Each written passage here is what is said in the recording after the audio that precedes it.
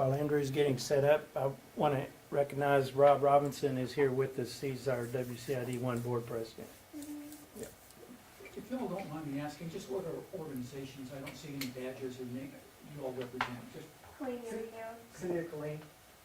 okay, KCEN. I'll see you on TV. Six a lot. News. Okay. Yeah. Channel 10 WTX. Fox 24. And Channel 25. Oh, where's 44? We're in Waco, Woodway. Okay, and then 25, the other one's up there. Thank you. Thank you all.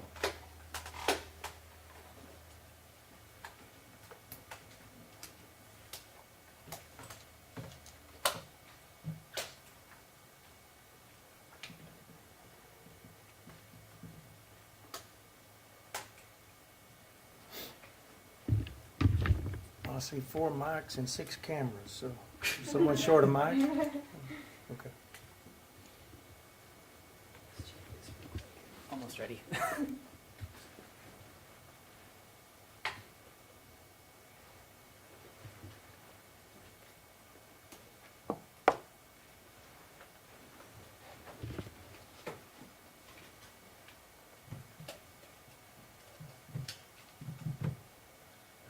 We're good. Everyone good to go? Okay. You want to go ahead and just say and spell your name for us? Yes, I'm Ricky Garrett, Garrett. I'm the general manager of Bell County Water Control Improvement District Number 1. Thank you for coming out this afternoon. I hope this will be informative for all of us and good information exchange. And obviously, after I've delivered my message here, there'll be opportunity for questions afterwards. Okay. I'm going to start a little bit before the last press release that I issued this morning at 9. So beginning at Saturday morning about 5 a.m., we learned that we had a main break on the 48-inch line that runs through Fort Hood. As some of you know, that's a serious issue for us, and it's a known cause for water disruption for Fort Hood and all of our customer entities, which include Killeen and Copperas Cove and Harker Heights and Belton, Nolanville, and some of the rural areas. So we were able to get a commitment from a contractor to help us with that main repair pretty early on. And by about 6 a.m. Sunday morning, the line had been repaired and was being put back in service. And for a 48-inch main repair, that's pretty effective work there. We were very fortunate to have equipment and people in close proximity. But because it was such a large line and out of service, the treatment plant was in recovery mode. We were not up to full capacity, and it takes several hours to fill a line of that size and get the other storages in good shape. So we were almost to a point to be back to good shape when we lost power at the Belton Water Plant. The Belton Water Plant is our largest plant by far. It's 90 million gallons a day capacity and serves the all but 4 or 5 MGD of our daily needs. Now we have the Stillhouse Water Plant, which makes up that difference. And that 5% difference the Stillhouse plant makes is a big difference and helped us dodge a little bit of pain with this outage that we went through here. So from that, I'm going to start reading from this statement a little bit, so I try not to confuse any details or facts, and then I'll open it up for questions. So as I was saying, at approximately 1:10 p.m. yesterday afternoon, all electrical power was lost at the Belton Water Treatment Plant. Power was restored to the plant at approximately 4:30 p.m. yesterday. This plant provides water service to the City of Belton, City of Nolanville, City of Harker Heights, City of Killeen, City of Copperas Cove, Fort Hood Military Reservation, and 439 Water Supply Corporation. The power loss caused subsequent loss of water flow and pressure to all of the entities served by WCID 1. There are two major consumer impacts caused by the loss of pressure and flow. The first is what's foremost on most people's mind is the boil water notice. The loss of pressure and flow for a sustained period can create an opportunity for bacteriological contamination. However, the TCEQ has affirmed that each entity is responsible for making the determination of whether a boil water advisory should be in effect. We are still, WCID 1 are still of the opinion that a boil water advisory is the most safe and cautious way forward. And most all of our entities are pursuing the boil water advisory, and all of our entities are pursuing sample collection and testing. We have, well, I'm getting ahead there. Let me get back to the message here. To find out if you are under a boil water advisory, please check with your retail water supplier. If you live within the city limits of Belton, Copperas, Cove, Harker Heights, or Killeen, you would need to contact officials from those cities. If you live in Nolanville, you would contact Bell County WCID 3. If you reside in the unincorporated area between Belton and Nolanville, you would contact 439 Water Supply Corporation. All right, so the first item of impact is the boil water notice. The second item here is water use restrictions. At this time, we're still asking all customers to conserve as much water as possible until noon tomorrow. Currently, the plant is producing at a rate of 47 million gallons per day. Our typical usage for mid-May is about 35 million gallons per day. So we're slowly gaining ground on our storage levels, but at a very modest rate, and we should be gaining at a pretty respectable rate given the flow. And so this evening our goal is to be moving 60 million gallons per day production rate. We're bringing another plant facility online. It's filling as we speak. And once that facility is fully online, then we will ramp up flow to 60 million gallons a day. And that will help us catch up quicker. The customer demand for water will dictate how long storages remain at below normal levels. The more that is conserved now, the quicker we can ease the water restrictions and commence sample collection to lift the boil water advisory. With 47 million gallons per day, as I mentioned, we should be seeing a little more gain than we are. For questions regarding your water conservation requirements or questions about the boil order, please contact officials from your city or retail water supplier. We've asked each of our customers to try and reach a 50% reduction. So each city and entity has their own water conservation plans and drought contingency plans. And there's always different ways to achieve reduction. Examples that we listed in our request for curtailed usage was car washes and laundromats. There's odd even watering. There's all kinds of other measures that cities take with their plans.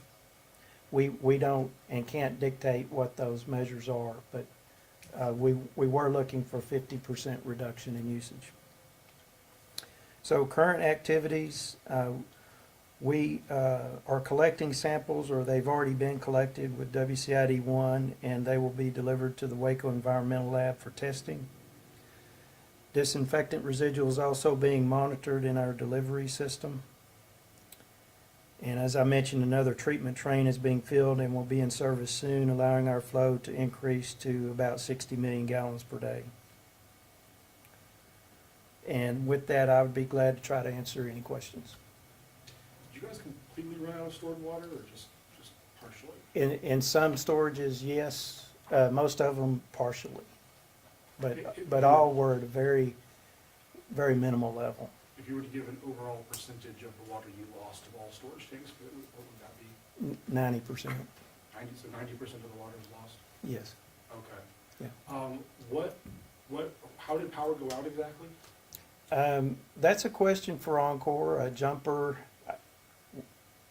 that's probably not a technical term. What I was told by my Encore representative is a jumper had burned up or shorted out, and it created a loss of 500 to 600 people in our vicinity. So we were one of the 500 to 600 people that were without power for a few hours yesterday. Has that ever happened before? Not here, I don't believe. We've had partial outages where a portion of the plant was affected. This was the first time, I believe, on record that the whole plant was offline.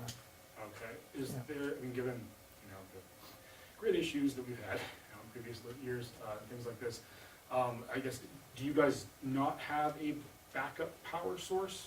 We do not. Okay, We do not. We're pursuing that at this time. We've hired L5 Group to help us with, to facilitate requests for proposals.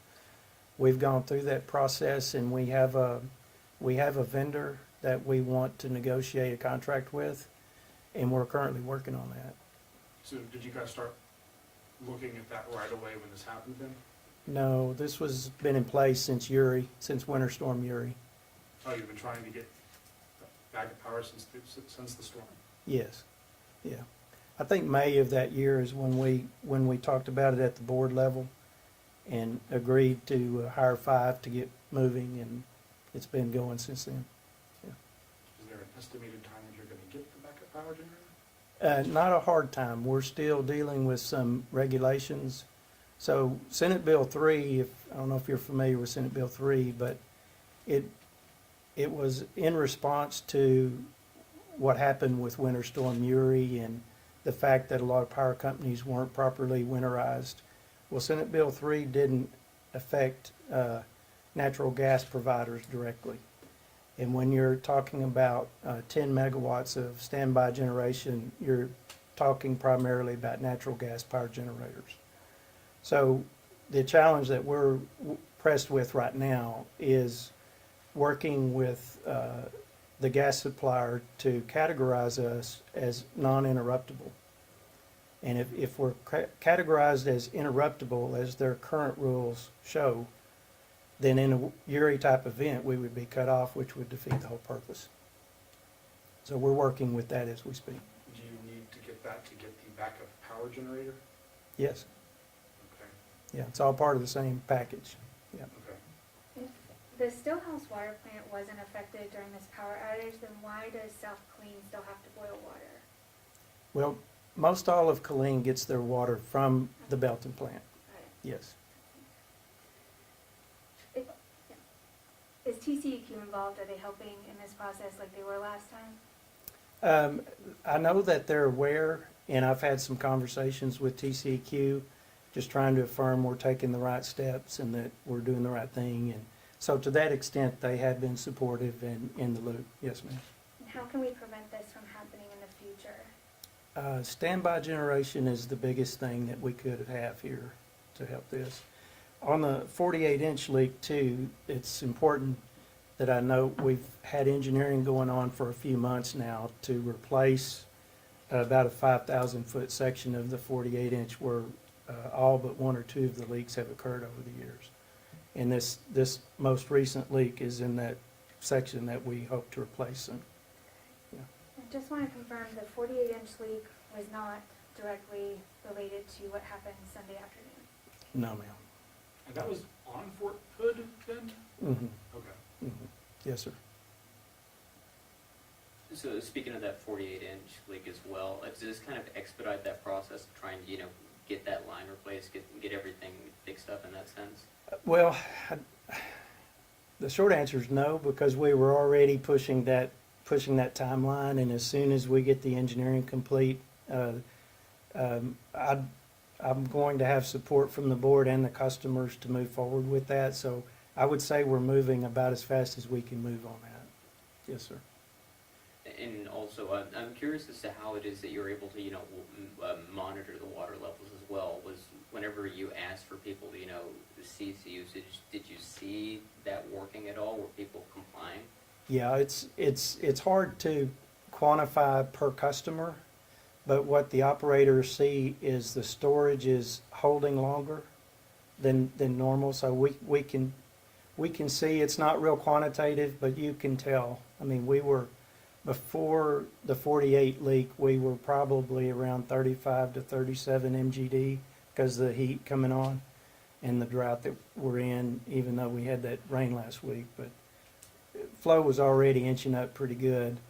And without the customer's support and reduction, we would have lost the storages much quicker. I mean, in hindsight, had we known the power was going to be gone for 3 hours, we probably would have taken more time on the 48 repair, because it ended up being for naught, I guess. But That repair is complete though? yes, Okay. yes. And you mentioned that you want people to conserve water as much as possible until noon tomorrow. Is that when you're Yes. anticipating things being back to normal? Well, we're increasing production as quick as we can, and so we're doing what we can to expedite that. But the more reduction that we see right now on behalf of the users, the quicker our system will be at a healthy level where we can ease the restrictions. Right now, a lot of the water, rather than going into storage and refilling storage, is being used about as fast as we put it in the storages, if that makes sense. Is that an issue where you need to have water in storage in case another event was to occur, or is this an issue that you need to have better pressure? No, we need to have power all the time. Then we don't have Well, I this mean, issue. In the amount of, for the amount of water that you have right now, like, do we have a boil water notice because we would continue to have one because we don't have enough pressure in those lines because we need more water, or do we just need more storage? We need more water in the storages we have. Okay, so pressure isn't an issue right now? No, Okay. not on our side. I don't think it is on any of the customer sides, but I don't know that for a fact. Okay. I know a lot of the folks who we've been talking to are kind of, writing in and what have you, or just talking again about, the issue that we had in October with another citywide boil notice. Could you kind of compare and contrast the difference from then to now, if you can, shortly? Well, this had everything to do with a lack of supply. The issue from October had to do with the nitrification, which had to do with the quality side of it. So TCQ has two primary drivers that invoke a boil water advisory. One has to do with lack of disinfectant residual. So nitrification causes a lack of disinfectant residual. And then the other driver they have is loss of pressure in the system. And with this power outage for about 3 hours or so in May, we lost all pressure in our system. How much, if you look at, again, total storage, what level of total storage do you need to get to release the boil water notice? Yeah, that's a question I can't answer with any definitive because it varies from customer to customer. I'll use Killeen, for example. They have more than 20 million gallons that we do in storage tanks that we deliver water to. So they're in one situation, whereas a smaller customer may only have 1 million gallon tank. So one answer doesn't fit all, I guess is my answer to that. Okay. So as soon as the local tank for that municipality Yeah. starts to fill up. As soon as their tanks are in good shape and holding, where we're not struggling just to keep it above the low level, then we've reached that point of comfort where we can start easing restrictions. And then where are we at, when you go take these samples from each of these places, has that already started happening? Yes. And so how long does it take to get those back, and you have to do more than one sample? Yeah, so for bacteriological tests, the turnaround time from the lab, the time it's delivered to the lab is 24 hours. And so we're driving down samples, or driving up samples to Waco, probably there now, I'm not sure of the timing, but it was midday today. So midday tomorrow, 24 hours, we'll have phone results as to any issue. So if any of those samples come back with a coliform positive, then that necessitates further sampling, and also any customers downstream of that sample location it creates sampling on their part in coordination with TCEQ to clear their storages. So best case scenario is that the boil notice can be lifted by midday tomorrow? Yes, Okay. yes. For our portion, each entity has to do their own sample collection within their system and submit them. I haven't heard back from all the entities, but the ones I have talked to are sampling today about the same time we were. And those individual tanks should be filled enough by midday tomorrow Yes, as well? yes, sir. I believe so. Okay. Anything else? I had one question from a resident. Should they be concerned about showering in this water? No, not in my opinion at all. It's just for ingestion. I also had a question from a caller today that I hadn't heard before, but I don't know the answer about Eyewash, emergency Eyewash stations. And my only thought on that is if you had an exposure to something that would necessitate an Eyewash, if it were me, I would use Eyewash. But Thank And- you. I guess just to be clear, there's not a particular one thing that you would know is in the water. It's just, is it because it lost pressure, there was a possibility of bacteria forming, and we don't know if that happened or not? correct. Okay. It's precautionary. Yes, sir. Okay. Yes, sir. You want to tell us one more time in a complete sentence that the earliest would be, the earliest this could be lifted would be midday tomorrow? Yeah, so if all tests go well, then the earliest that the boil water advisory, from our standpoint, as far as the water supplier could be lifted, would be tomorrow midday when we get our sample results back. Just one question is, once the boil notice is lifted, what do residents have to do in order to make sure that they have clean water, as in to like, flush out their pipes? Once the boil notice is lifted, there is nothing the residents have to do. The sample testing confirms that the water was safe for consumption. This is precautionary, so there's not been any contaminants or anything from a biological or any other nature that we're aware of.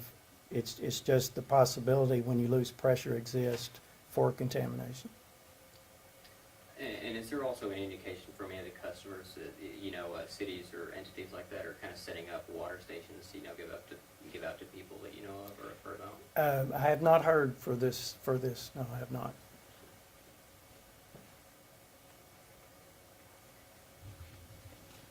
Thank y'all for coming. Thank you. I got a few of these written, if anybody wants to take Thank you. one. Mhm.